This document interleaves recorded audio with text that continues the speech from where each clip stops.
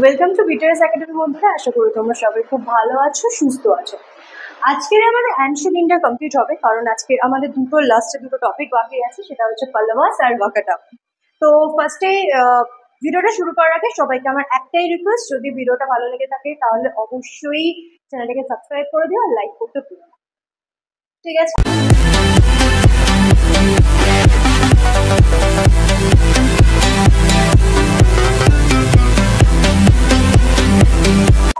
তো পাল্লাভাসদের যখন স্টার্ট করবো পাল্লাভাসদের সম্পর্কে, তখন ফার্স্টেই যেটা স্টার্ট করবো যে বিষয়টা, সেটা হচ্ছে তাদের অরিজিন। আচ্ছা, এরা কোথা থেকে এসেছে এই নিয়ে ঐতিহাসিকদের মধ্যে বিতর্ক আছে, কারণ কেউ পার্টিকুলার ভাবে ঠিকঠাক কোথাও মেনশন নেই এরা এই জায়গা থেকে এসেছে, এরকম কোনো পার্টিকুলার ভাবে কোথাও মেনশন করা নেই। তো বিভিন্ন ঐতিহাসিক বিভিন্ন মতামত দিয়েছে। যেমন ফার্স্টে যেটা আছে সেটা হচ্ছে কোনো কোনো ঐতিহাসিকের মতে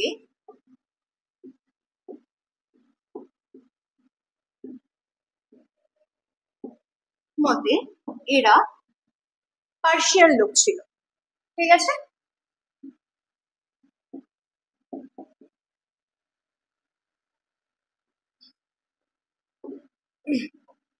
ঠিক আছে, আবার কিছু কিছু ঐতিহাসিক বলেছেন আবার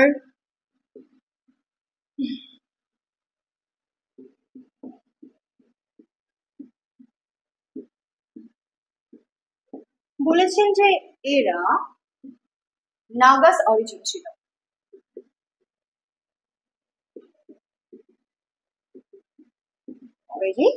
ছিল, ঠিক আছে। আবার কিছু কিছু ঐতিহাসিকের মধ্যে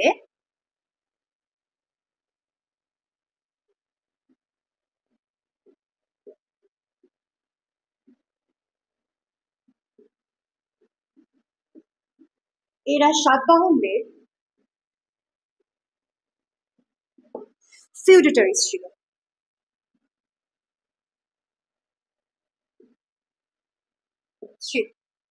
ঠিক আছে, তাহলে এদের অরিজিন সম্পর্কে আমাদের জানা হলো। এইবারে এদের সাম্রাজ্য বা কত খ্রিস্টাব্দে এদের সাম্রাজ্য শুরু হয়েছে এই বিষয়ে জানা, বা কতদূর পর্যন্ত বিস্তৃত ছিল সাম্রাজ্য, সেগুলো হচ্ছে জানা।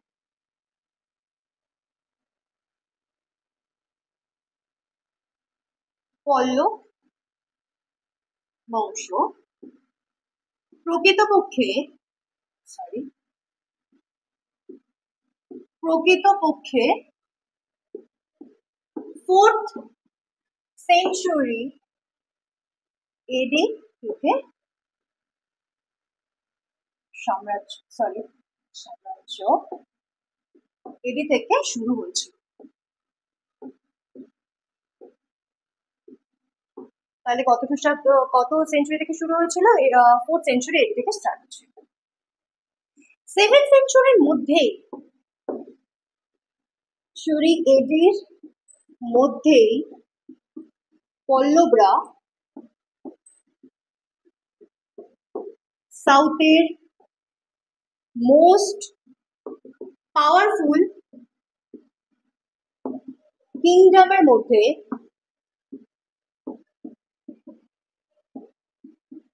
একটিতে পরিণত হয়েছিল, ঠিক আছে? এই সাউথের মোস্ট পাওয়ারফুল কিংডম, তিনটে কিংডম ছিল, ঠিক আছে? তিনটি মোস্ট পাওয়ারফুল কিংডম ছিল সাউথে, ঠিক আছে? কি কি কিংডম ছিল? কোন কোন কিংডম ছিল? বাতাপির, শালুক্য, দুই হচ্ছে কাঞ্চিপুরমের পল্লব, আর তিন হচ্ছে মাদুরাইয়ের পাল্লব, ঠিক আছে? এই তিনটি হচ্ছে মোস্ট পাওয়ারফুল কিংডম সাউথের মধ্যে পড়ে, তার মধ্যে একটি হচ্ছে পল্লব, যারা 7th সেঞ্চুরি এডির মধ্যেই পাওয়ারফুল কিংডমে পরিণত হয়েছিল। এবারে আসি এদের সাম্রাজ্য কতদূর পর্যন্ত বিস্তার লাভ করেছিল।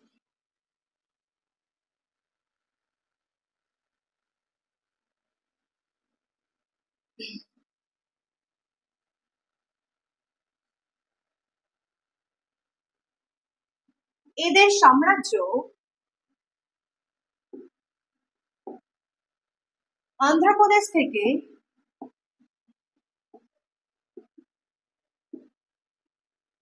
শুরু করে কাবেরী নদী পর্যন্ত এদের সাম্রাজ্য বিস্তার লাভ করেছিল।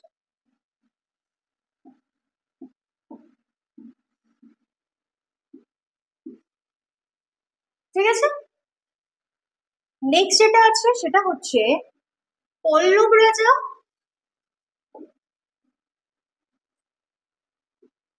নরসিমা ওয়ান নরসিমা পল্লব রাজা নরসিমা ওয়ান কি করেছিলেন? তিনি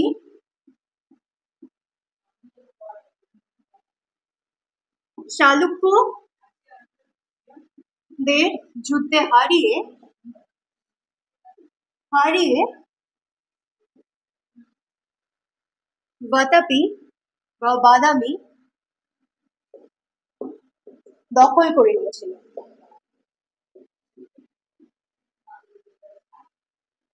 ঠিক আছে, তাহলে নরসিমা ওয়ান কি করেছিলেন? বাতাপি দখল করে নিয়েছিলেন। এই পান্ড, পল্লব, চালুক্য এই তিনটে ডাইনেস্টি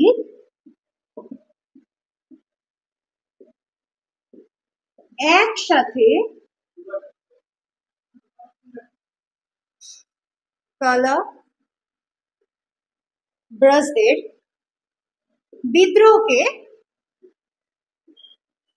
দমন করেছিল।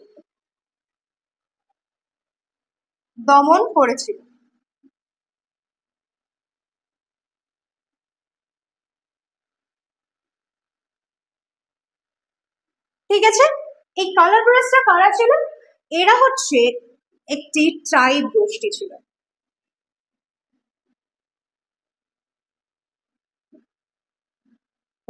আর এরা যে বিদ্রোহ করেছিল সেই বিদ্রোহকে কারা দমন করেছিল? পাণ্ডবরা, পল্লব আর চালুক্যরা তিনজনে এক হয়ে গিয়ে অর্থাৎ একসাথে এরা এই বিদ্রোহটাকে দমন করেছিল। ঠিক আছে, এটা গেল বেসিক ইনফরমেশন। এবারে হচ্ছে ওদের রুলারদের ব্যাপারে পড়াবো।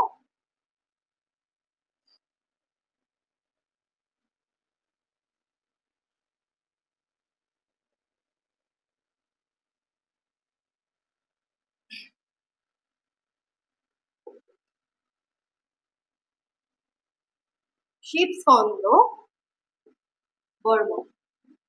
ঠিক আছে, গোড়ার দিকের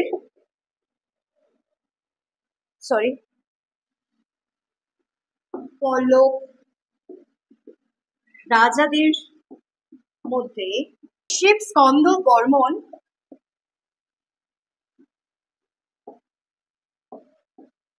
বর্মন ছিলেন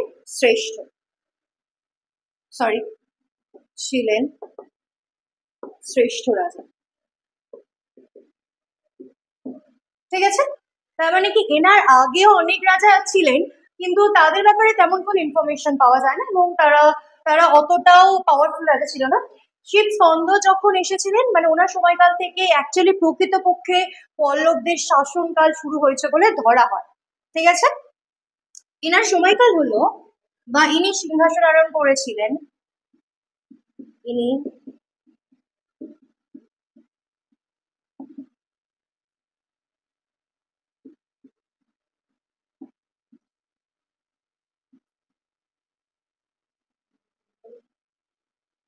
করেছিলেন 4th সেঞ্চুরি এডিতে। ঠিক আছে, তাহলে ইনি হচ্ছে 4th সেঞ্চুরি এডিতে সিংহাসন আরোহণ করেছিলেন এবং আমি প্রথমেই বলেছিলাম যে পল্লবদের প্রকৃত শাসন শুরু হয়েছিল 4th সেঞ্চুরি এডিতেই। ঠিক আছে, নেক্সট হচ্ছে ইনি অশ্বমেধ যজ্ঞ করেছিলেন। ঠিক আছে, এটা গেল হচ্ছে শিবস্কন্দর বিষয়। এবারে আসবো এনার পুত্রের ব্যাপারে।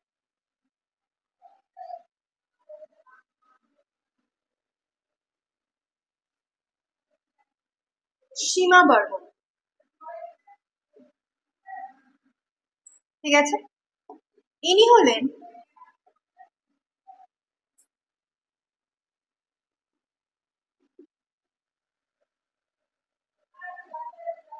শিবস্কন্দ বর্মনের পুত্র। ঠিক আছে, ইনি বুদ্ধিস্ট ছিলেন বা বুদ্ধিস্টকে ফলো করতেন। এবারে হচ্ছে ইনি বা সীমা বর্মন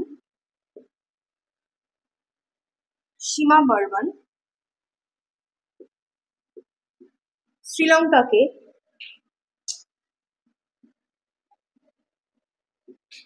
তাকে সাম্রাজ্যভুক্ত করেন, পল্লব সাম্রাজ্যভুক্ত করেন।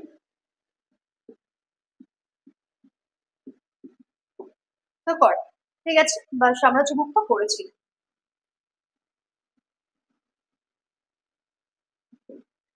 ঠিক আছে, এছাড়াও এনার সময় তামিল যে রুলার ছিলেন তাকে তিনি যুদ্ধে হারিয়েছিলেন।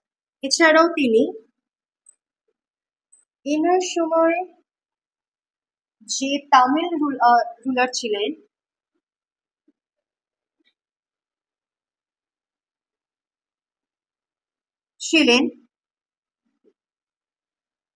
তিনি তাকে যুদ্ধে হারিয়েছিলেন।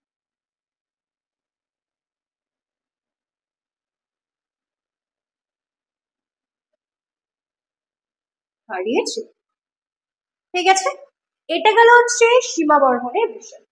এবার আসি ওনার পুত্রের বিষয়। এবারে ওনার পুত্রের ব্যাপারে বলবো। সীমা বর্মনের পর সিংহাসন আরোহণ করেছিলেন মহেন্দ্র বর্মন, বর্মন ওয়ান। মহেন্দ্র বর্মন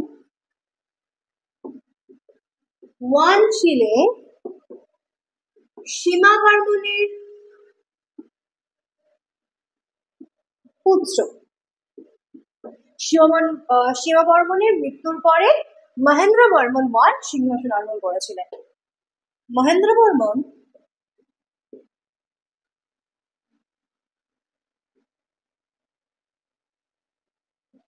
একজন পোয়েট ছিলেন। ঠিক আছে, তিনি কি লিখেছিলেন? বিচিত্র চিত্ত আর মহবিলাস প্রহসন লিখেছিলেন।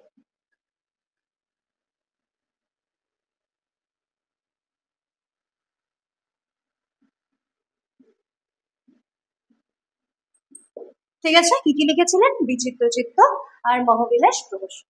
ঠিক আছে, অর্থাৎ মহেন্দ্র বর্মন রক কাট টেম্পল আর্কিটেকচার ইন্ট্রোডিউস করিয়েছে।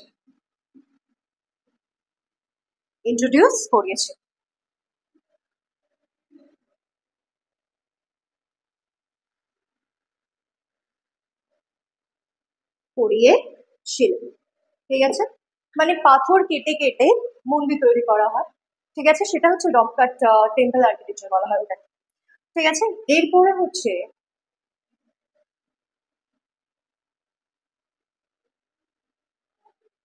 মহেন্দ্র বর্মন প্রথম জীবনে কোন ধর্ম ফলো করতেন? জৈন ধর্ম। মহেন্দ্র বর্মন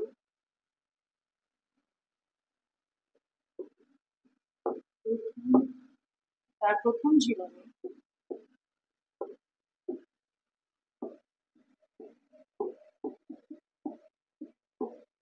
জৈন ধর্ম ফলো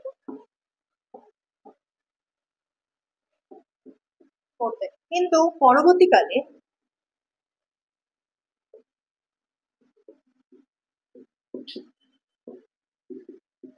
শিবের উপাসক হতেন।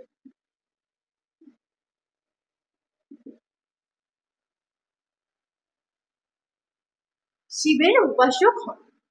ঠিক আছে, নেক্সট যেটা হচ্ছে মহেন্দ্র বর্মনের বিষয়, যেটা খুব ইম্পর্টেন্ট, সেটা হচ্ছে ইনি চালুক্য রাজা পুলকেশিন ওয়ানের সাথে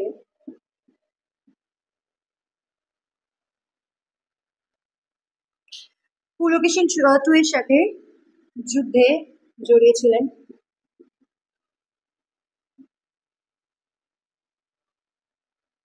কিন্তু তিনি অর্থাৎ মহেন্দ্র বর্মন যুদ্ধরত অবস্থায় মারা যান। ঠিক আছে, এখানে হচ্ছে মহেন্দ্র বর্মন ওয়ানের ক্লোজ হলো, মহেন্দ্র বর্মন কমপ্লিট। এবার যেটা পড়বো সেটা হচ্ছে নরসিমা বর্মন।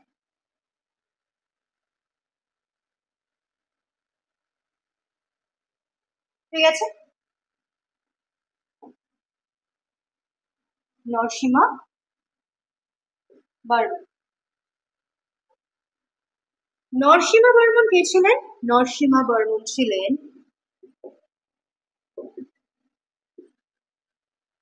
মহেন্দ্র বর্মন ওয়ানের পুত্র।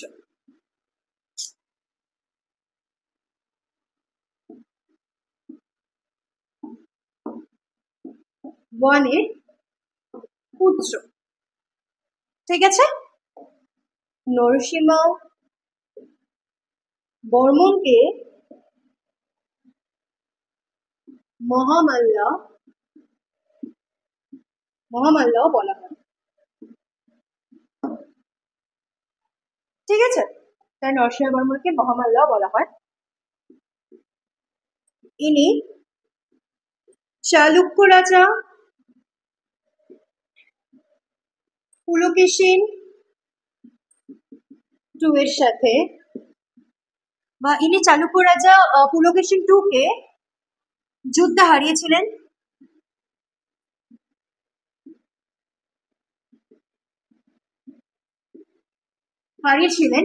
এবং যুদ্ধে তো হারালেন, এবং তার সাথে তিনি তাকে হত্যা করেছিলেন। এবং এর ফলে কি হয়েছিল? হত্যা করার ফলে, এর ফলে বাদামি বা বাতাপি কাদের কন্ট্রোলে চলে গেছিল? পল্লবদের কন্ট্রোলে চলে গিয়েছিল।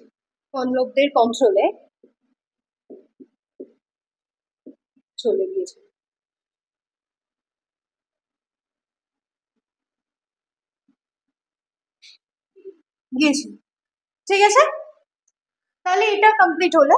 নেক্সট হচ্ছে এই বাতাপিকে যে মানে বাতাপি যে তিনি জয় করেছিলেন, বা পুলকেশিন টুকে হত্যা করার ফলে যে বাতাপি তাদের দখলে চলে আসে, এর ফলে তাকে উপাধি দেওয়া হয়। উপাধি দেওয়া হয়েছিল, এর ফলে তাকে বাতাপি কোন্ডা উপাধি দেওয়া হয়।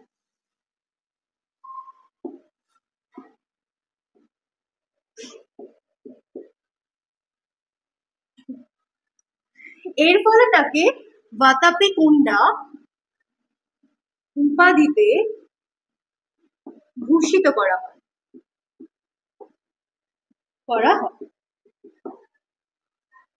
আচ্ছা, বাতাপি কুন্ডাতে উপাধিত করা হয়, ভূষিত করা হয়। এইবারে হচ্ছে নরসিংহ বর্মন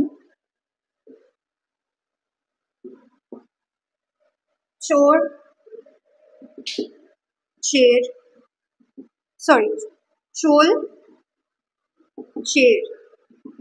পাণ্ড্যদের যুদ্ধে হারিয়েছিল।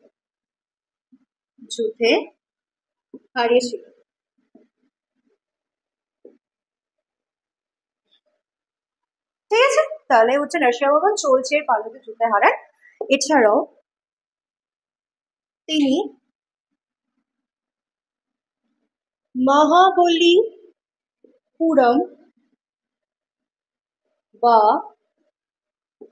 মামাল্লাপুরম, এই দুটো নামে ডাকা, মহাবলীপুরমও বলা হয়, আবার মামাল্লাপুরমও বলা হয়। পুরম নামে একটি শহর প্রতিষ্ঠা করেন। শহর প্রতিষ্ঠা করেছিল। ঠিক আছে, নরসিংহবর্মন এই শহরকে প্রতিষ্ঠা করেছে।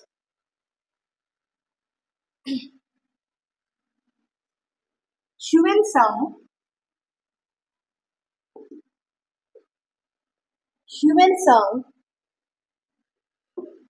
640 খ্রিস্টাব্দে, তখন নরসিংহবর্মন রাজত্বকাল ছিল। নরসিংহবর্মনের রাজত্বকালে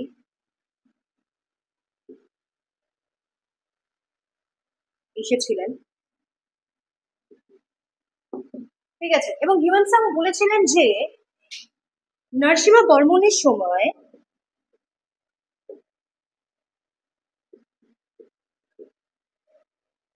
সময় প্রজারা সুখে শান্তিতে জীবনযাপন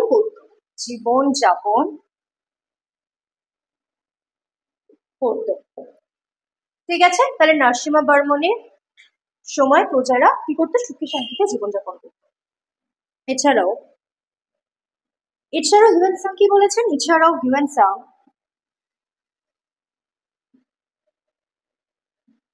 বলেছিলেন যে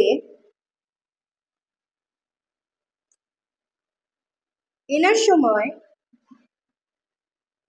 এগ্রিকালচার সিস্টেম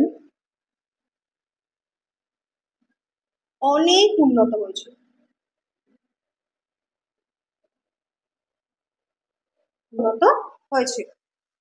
ঠিক আছে,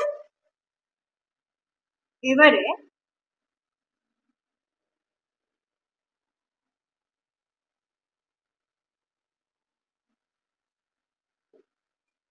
আপ্পার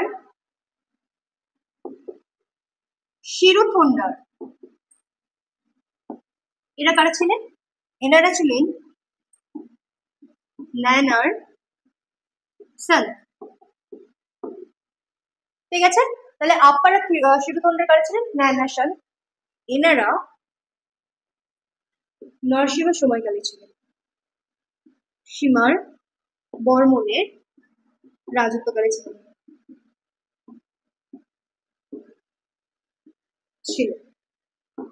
এই নায়নার সনরা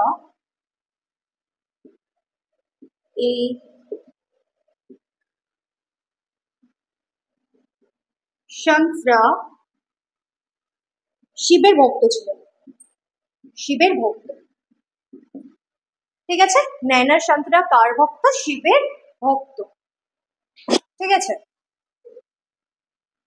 এবারে হচ্ছে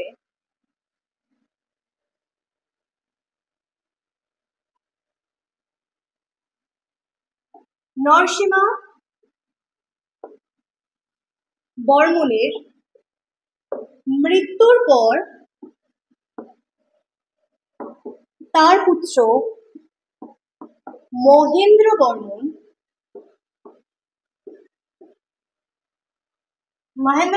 টু সিংহাসনে বসেছিলেন।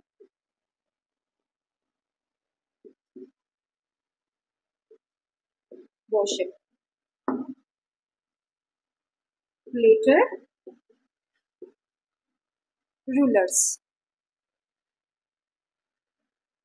মহেন্দ্র বর্মন টু এর পর তার পুত্র পরমেশ্বর বর্মন সিংহাসনে বসেছিলেন।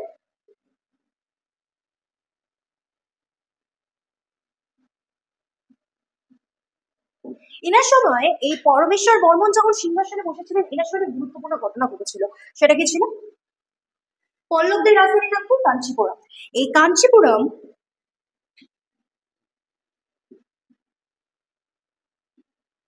কাঞ্চিপুরমকে চালুক্যরা দখল করে নিয়েছিল।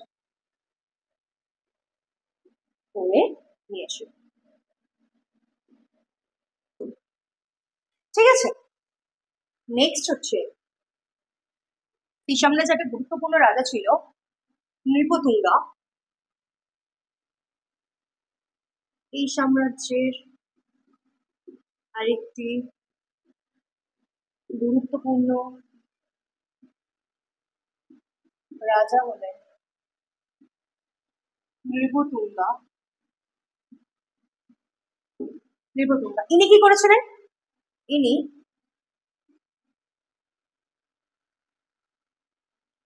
পাণ্ড্যদের যুদ্ধে হারিয়েছিলেন।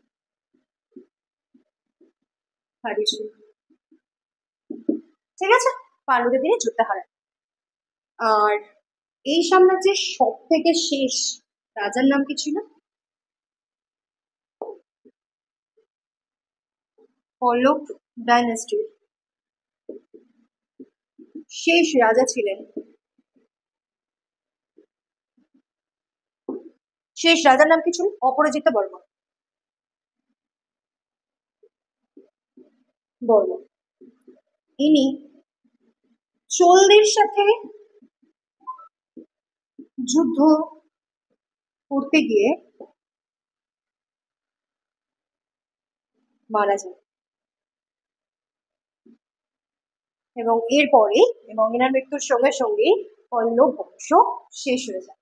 তাহলে আমাদের যেটা ফার্স্ট টপিক ছিল পল্লব, সেটা আমাদের কমপ্লিট হলো।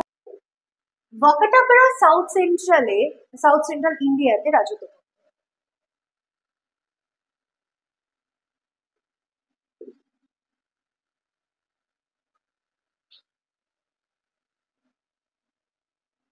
ভারতের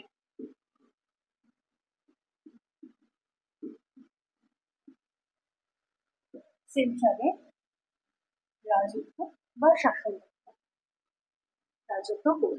ঠিক আছে, নেক্সট যেটা আছে সেটা হচ্ছে এদের টাইম পিরিয়ড। পিরিয়ড কত ছিল? 250 এডি থেকে 500 এডি। ঠিক আছে, টাইম পিরিয়ড ছিল 250 এডি থেকে 500 এডি পর্যন্ত। নেক্সট যেটা আছে সেটা হচ্ছে ওয়াকাটাকরা তাদের সমসাময়িক ছিল গুপ্তাদের সমসাময়িক ছিল।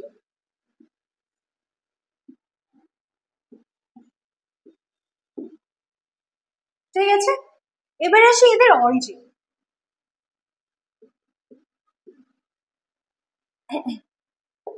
এরা ব্রাহ্মণ ছিল, এটা জানা যায় অজন্তা কেভস থেকে, অজন্তা কেভস ইনস্ক্রিপশন থেকে জানা যায় সেটা। ঠিক আছে,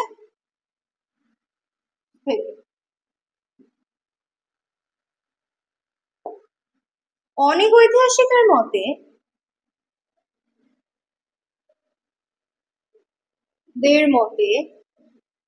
এরা নর্দার্ন ফ্যামিলির লোক ছিলেন। আবার অনেকের মতে এরা সাউদার্ন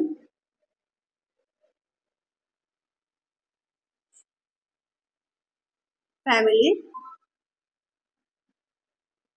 লোক ছিলেন। ঠিক আছে, এটা হচ্ছে অরিজিন ব্যাপারে গেল।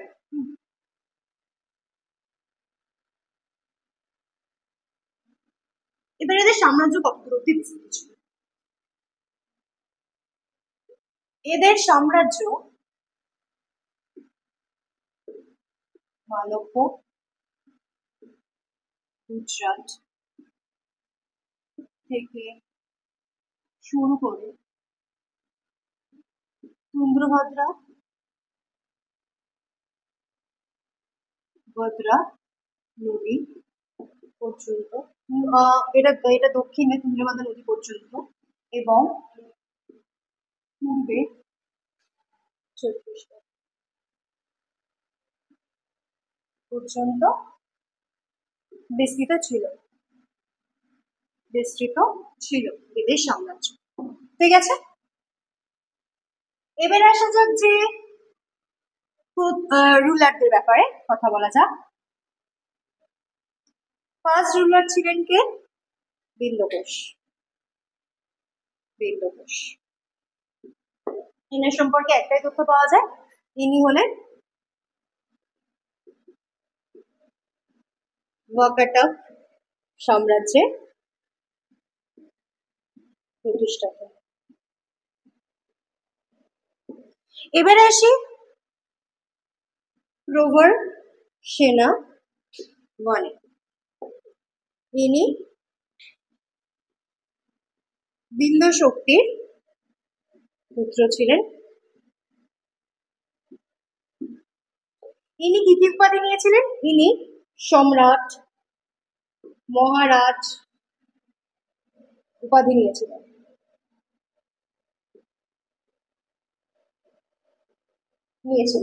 ঠিক আছে। এছাড়াও ইনি কি কি করেছিলেন?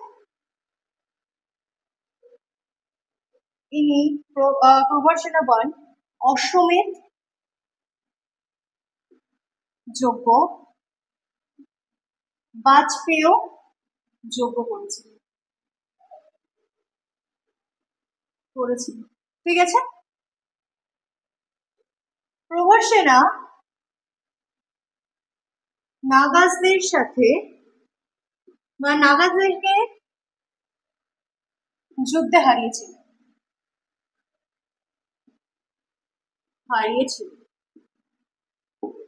প্রভর সেনার মৃত্যুর আগেই এনার পুত্র, যার নাম গৌতমী পুত্র,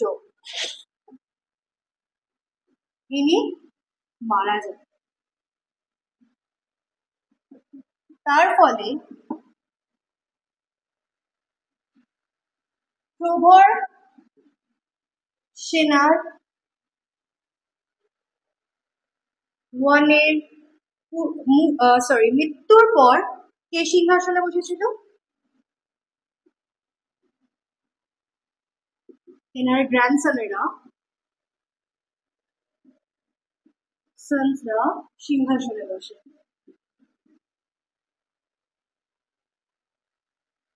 সিংহাসনে বসেছিলেন।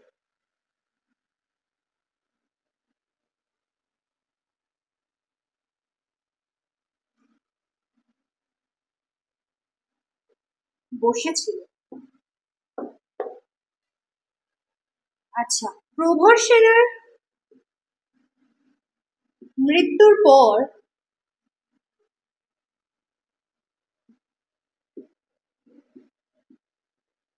সাম্রাজ্য দুটি পার্টে ভাগ হয়। এক হচ্ছে প্রভরপুর, নন্দীবর্ধন, আর 2 নম্বর হচ্ছে বৎসগুল্ম। এবারে যেটা করবো সেটা হচ্ছে প্রভরপুর নন্দীবর্ধনে কারা কারা শাসক ছিলেন। ফার্স্ট হচ্ছে প্রভরপুর নন্দীবর্ধন।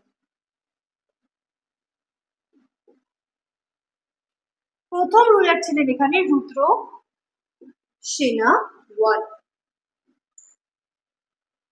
ইনি ছিলেন প্রভর সেনা গ্র্যান্ডসন। রুদ্রসেনা ওয়ানের পুত্রের নাম ছিল পৃথিবী সেনা, বাট এনার শাসনকালে তেমন কোনো গুরুত্বপূর্ণ তথ্য পাওয়া যায় না। পৃথিবী সেনার এরপরে আসে রুদ্র সেনা টু। পৃথিবী সেনা পুত্রের নাম ছিল রুদ্র সেনা টু। ঠিক আছে। ইনি কি করেছিলেন? ইনি চন্দ্রগুপ্ত কন্যা, দ্বিতীয় চন্দ্রগুপ্তের কন্যা প্রভাবতী গুপ্তকে বিবাহ করেছে।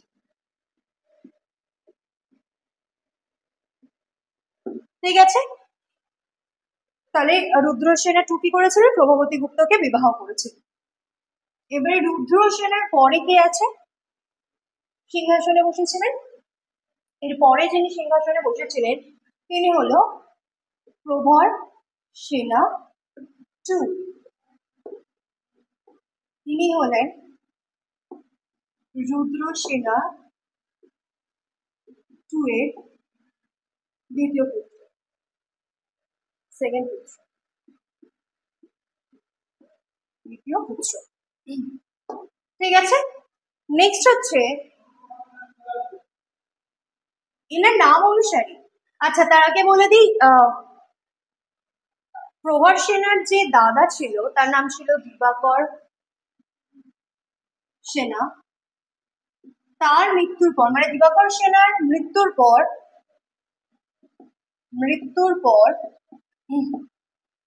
প্রভর সেনা টু সিংহাসনে বসেছে, বসা। আরেকটা হচ্ছে ইম্পর্টেন্ট, সেটা হচ্ছে প্রভরপুর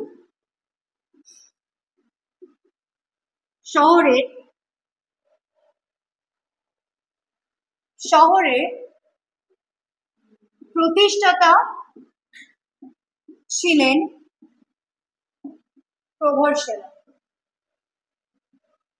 সেনা টু। ঠিক আছে,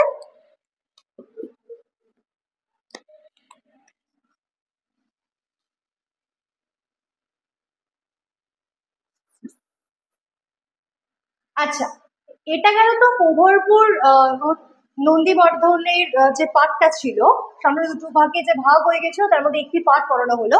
নেক্সট পার্ট হচ্ছে বৎসগুল্ম, সে ব্যাপারে পড়াবো। এটার বৎসগুল্মের যে প্রথম যে রাজা ছিলেন, সম্রাট কি হয়েছিলেন, সর্বসেনা। ঠিক আছে, ইনি ছিলেন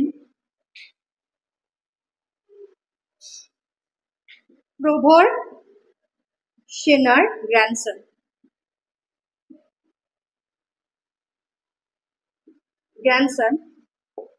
ইনি হরিবিজয় গ্রন্থ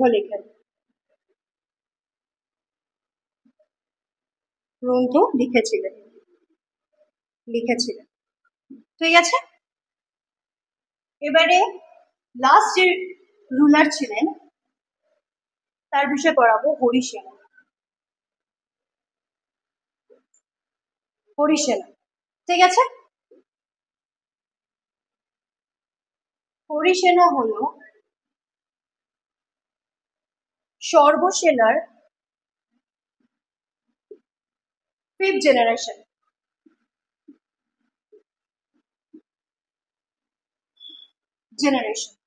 ঠিক আছে, এনার সময় যে আর্ট অ্যান্ড আর্কিটেকচার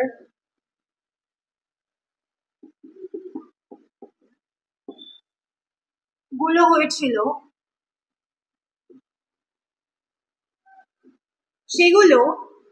সেগুলি বুদ্ধিস্ট আর্ট অ্যান্ড আর্কিটেকচারের ছিল।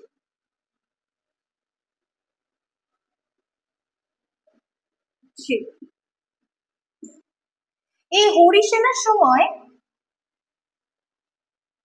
অনেক বৌদ্ধ বিহার,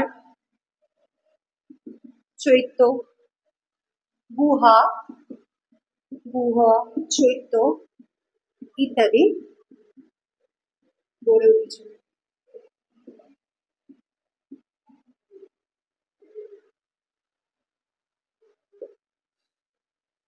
এনার মৃত্যুর পরেও কিছু দুর্বল শাসকরা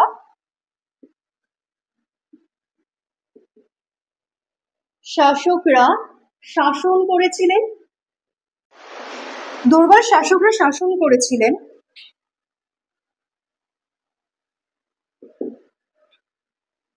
তাদের বিষয়ে তেমন কোনো ইনফরমেশন পাওয়া যায় না। ঠিক আছে, তারপরে বাকাটাক সাম্রাজ্যের পতন ঘটে। এরপরে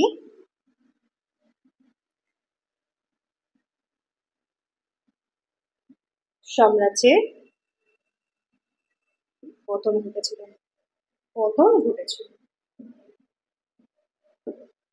ঠিক আছে, আমাদের তাহলে অ্যানশিয়েন্ট ইন্ডিয়া পুরো কমপ্লিট হলো। নেক্সট ভিডিওতে আমরা মিডিয়েভাল হিস্ট্রি নিয়ে পড়বো। তো ততদিন পর্যন্ত সবাই ভালো থাকবেন, সুস্থ থাকবেন।